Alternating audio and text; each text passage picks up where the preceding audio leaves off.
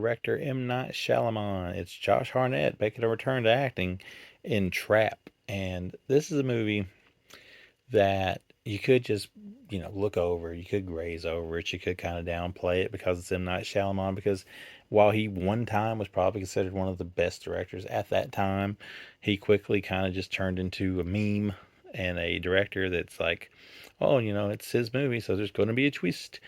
But other than that, when this movie was announced, a lot of people were kind of like, wow, this is just a big ploy to see his daughter sing, which I will say that this daughter of his is way better of a singer and an actor than his other daughter is a director, because The Watchers, or whatever that was called, was terrible.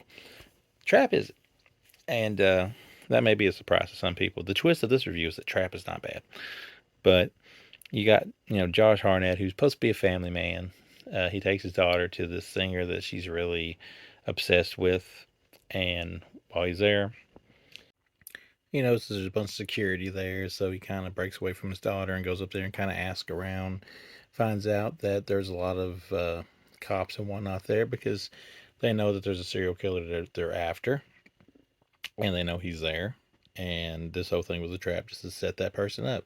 Of course, this doesn't mean it's a spoiler because it's in the trailer, but the killer is Josh Hartnett, and of course his daughter and things completely, clueless to this fact that her dad is a psychopath. So the rest of the movie is basically, for the most part, at the concert with him trying to avoid the cops and this extremely smart detective who set the whole thing up. And we watch as he tries to make it out of there without being found out or arrested, which, oddly enough, even though we know he's a bad guy, Josh Hartnett's character is pretty well so likable at times, or at least so interesting at times, that you kind of root for him to get away from the cops. It's kind of an odd thing to say, but there's times where you kind of root for the bad guy, or at least I did. Maybe that's just me. But of course, it does eventually break away a little bit from the concert and moves on to other places. You get to see the acting chops of M. Night's daughter, who plays the singer, who can sing and can act, in my opinion. And we just see a little more stuff as it unfolds, and it kind of goes in some directions that you wouldn't expect it to go in. And it all ends up being pretty fun and pretty entertaining, and I give it a 3.5 out of 5. Now, I don't know if you could consider this full-fledged horror. It's more of a thriller, I guess. Kind of comedic at times, which most M. Night movies are.